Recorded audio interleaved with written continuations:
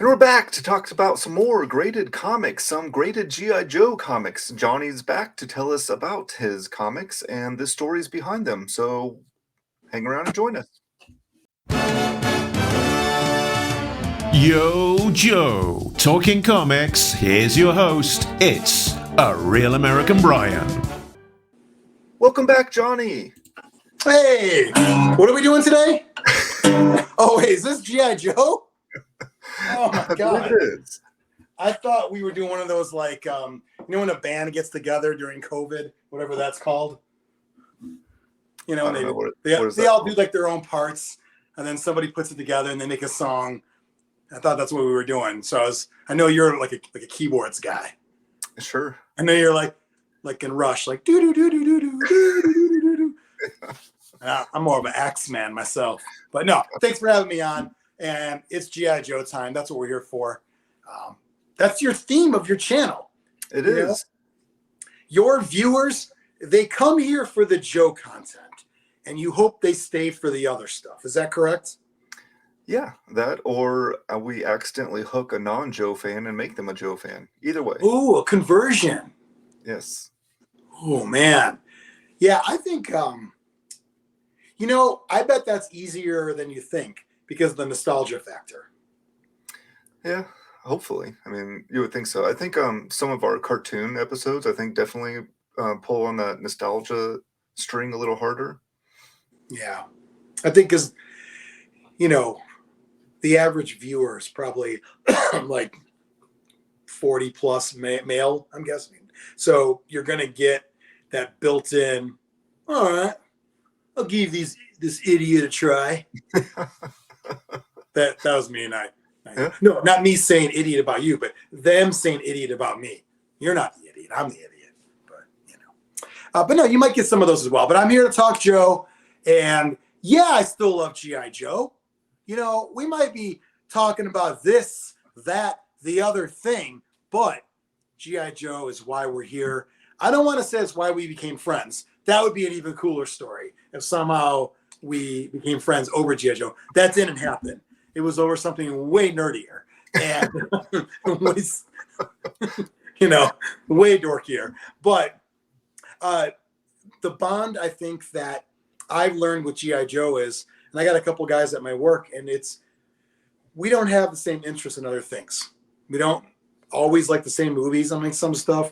We definitely like the same music. Somebody might like a certain sport I don't like, or I like wrestling, they don't. But a lot of times, G.I. Joe, especially for men, I don't want to generalize, but mainly for men, there is a bond there. And would you say that that's not really the case with the other figures at the time? Master of the Universe, Transformers, I don't know, like Thundercats, whatever else was around that time, toys and cartoons. I don't think there's a bond like G.I. Joe. Am I wrong on that? I don't know. I never thought about it, but I think you're definitely, I can see where you're coming from, and I kind of agree with you there. I don't know why that is, though. I've never given it much thought, but that's interesting. I know why it is. Why is that? Because America. America.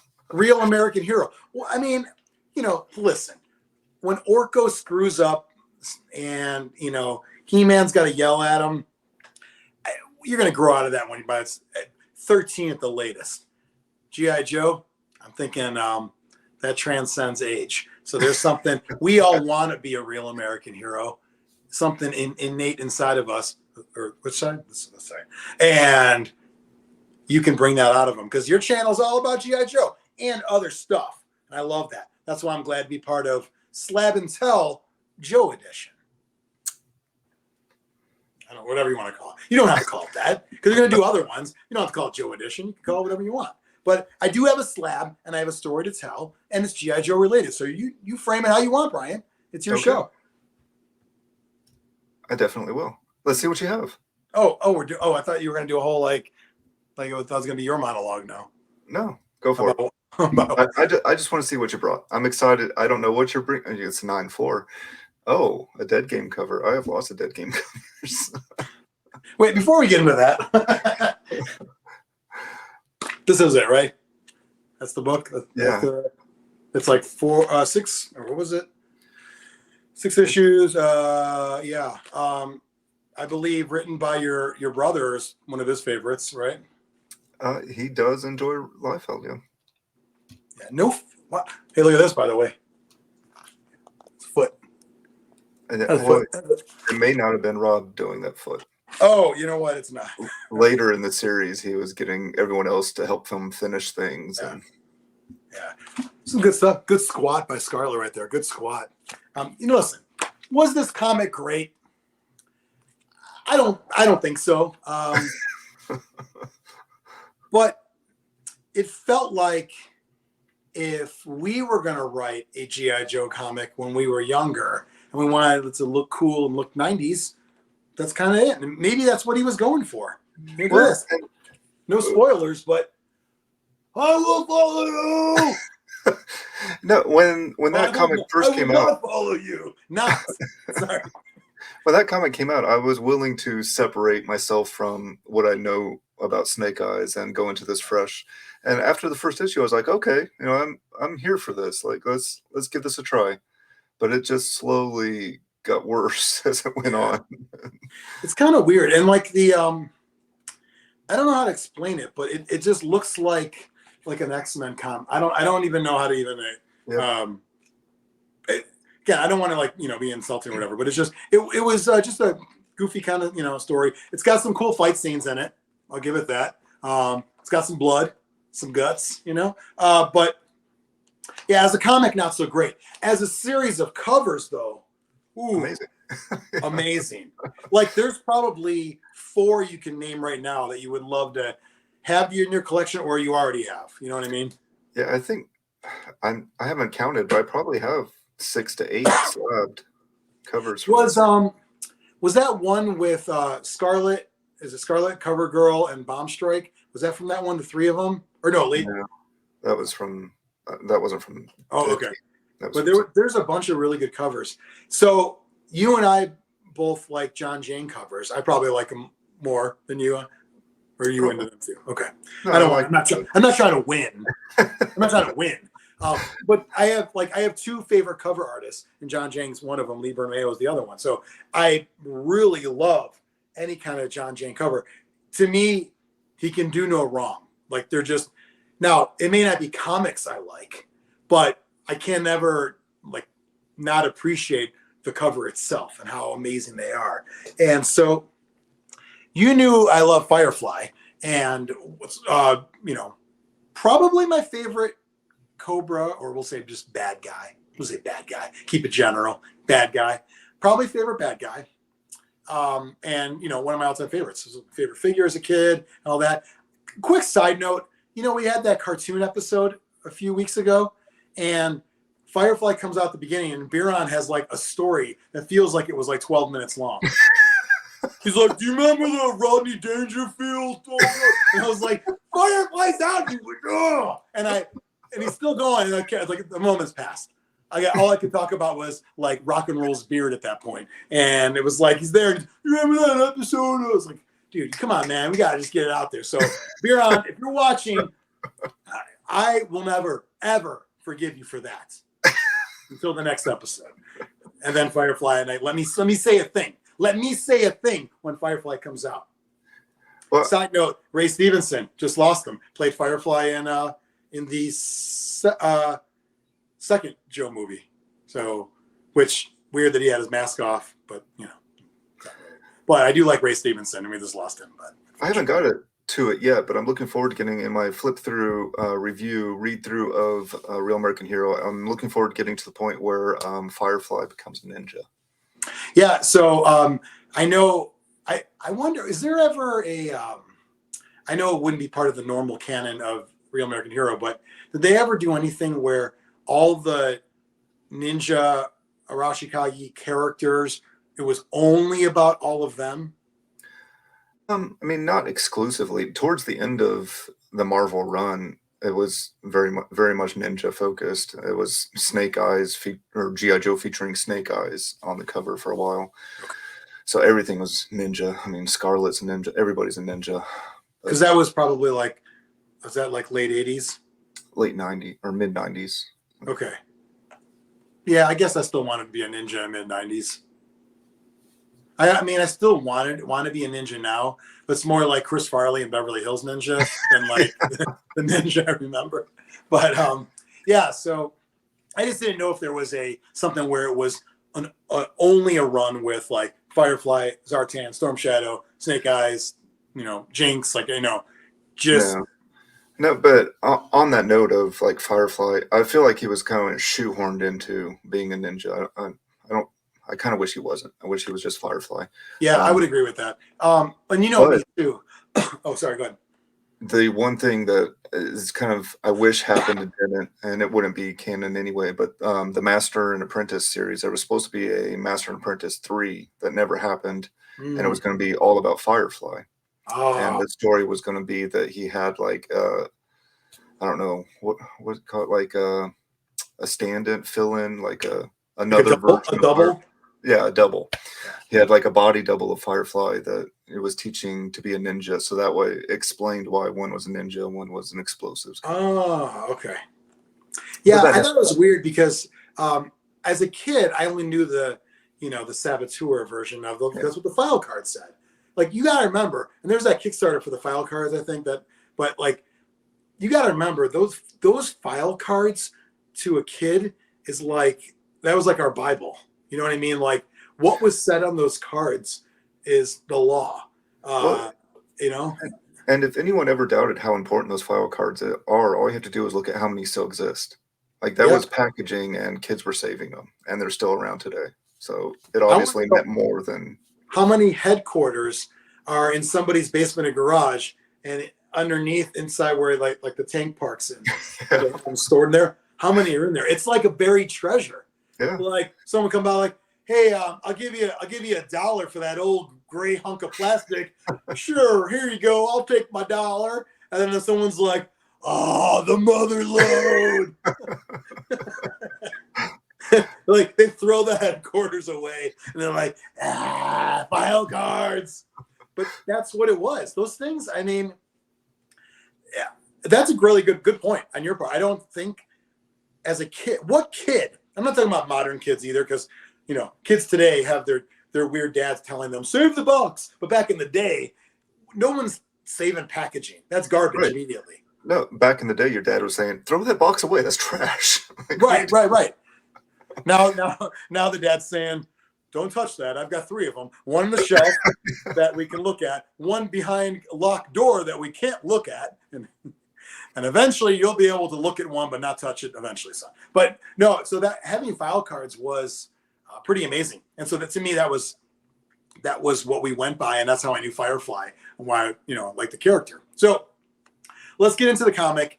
The comic itself, the actual issue and series, we said it wasn't great, but it did produce a series of amazing covers. And there's a John Jang Firefly cover here, version cover, that I thought was badass. And I believe I sent it to you like in a little side chat, and you must have put that, put a little marker on that, like, I'm gonna remember. For some reason, you're Bill Murray and Caddy. Like, oh, remember that one. But and so you got this for me, which I thought was a really cool gift, and I appreciate it. Thanks for that. And he sent it over, and I know that a lot of times people get multiples, like they get this, and then the Storm Shadow one, and then there's a Zartan one, there's a Cobra Commander one, there's a Baroness one, I think, too. I think maybe I'm wrong on that one. I think there's a Serpentor. Oh, Serpentor. Yeah, Serpentor one. Yeah, really cool in that one, too. And so I was kind of looking at it, but just not seriously looking at it. But I love the cover and virtue cover. And so you got this for me. It was an amazing gift to open up one day and see the comic. This is awesome. And you know what I also thought was like, it's in great condition. Dare I say perfect condition. Yeah, I thought so too. So your first thought is, what'd you do to it before you said it? No. Well, so I don't know if the corners look fine to me, but it looks like is this maybe because it's a cardstock cover? You may not be able to see this on the video, but it almost looks like there is like some waves in the bottom, but that has to be because it's a cardstock cover. That's not any kind of damage to this. Yeah. You know, it's like a little wavy on the bottom. You probably can't see it. A little bit there. See it? Yeah, I think so. But enough to drop that? I wouldn't think so. Would you And I'm say I assuming got you didn't robbed? get any graders notes on it? I got robbed. I mean, it seems harsh. I mean, when you I initially got showed it to Rob me, I Graves was over here. surprised. Like, if you get a 9.6, like the difference between a 9.6 and 9.8 is like razor thin. So, okay, you got a 9.6, but to go down to a 9.4, like, okay, what's the reason? I need a reason now. Yeah, there were no notes. I thought 9.8, worst 9.6. And I wouldn't have been mad if it was a 9.6 either. And I'm not mad. You know what I mean? It's a freaking amazing cover, and I love having it on the shelf. But you know what I mean? More just like, it just makes you question everything in life. This kind of stuff. And it's frustrating too when I look at that and then compare it to like my issue 21 that got a 9.4 that did not deserve a 9.4. Like, you can look at those and they're not even close to being in the same category. Yeah. It doesn't make sense to me. And I'm not going to lie. I've been tempted to, send it in again at some point or send it to PGX instead. I mean, there's no like, they don't like flag a book or anything, do they? No. That you know of. It's a hologram on here. But I just don't understand why. It's a great looking cover. There's really nothing wrong with it. Could be a mistake. Do you think CGC himself is watching this? Mr. CGC? Yeah. I doubt it. Charles Gino Cornelius? That's him? How's it going, Mr. CGC? Took me a second to remember his name because he's, but yeah, Carl's. I forgot the middle name already. Carl's. It's not even Carl's. Carl's with an S. Carl's Jr. Oh, that's his son. That's why he's not trained in the art yet. His dad's like, you're going to take over the family business one day. He's like, no, I'm not. I hate you, Dad. And then you know what he's doing in retaliation? This. He's like, I'm going to show you. I'm going to ding every Firefly cover. Fine. He's like, you better not. If my name isn't Carl's. Listen, it's a pretty amazing cover. I love it. I don't really care. You and I joke about the grades, but what am I going to sell it? No.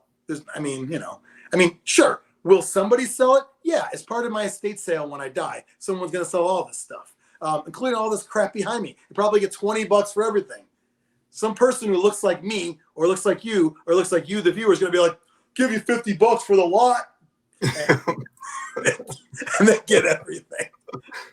Our wives are all like, hey, it's $50. Right. I watched a lot of YouTube videos of guys that go to like estate sales and yard sales and stuff. And sometimes I think, like, after I die, this is going to happen all my crap. Yeah, and like they don't even feel bad either. Yeah. I would feel bad. But anyway, listen, just to recap, good, not so good. Good, not so good. But get your hand, you know what? If you're watching this, you could argue that's the best way to have that comic because now you can't read it. That's true. I could also like forget how to read too. People learn how to read. I'm pretty sure you can unlearn how to read. Just saying. Listen, if you're watching this now and you think it's a pretty cool cover, get yourself turn this off right now. Don't even finish it. Don't give Brian the satisfaction of a completion. Go to eBay, get yourself a John Jang cover yourself. They're all amazing. And they make your shelf look super sexy. Not gonna lie. Super, super sexy. Anyway, Brian, thanks for buying me this. And I'm glad I can at least provide some content for your channel, showing off a cool cover, and we can all pour one out for this 9.4 over here. Indeed. That's it. So long from Brian. Until next time, same Brian time, same Brian channel.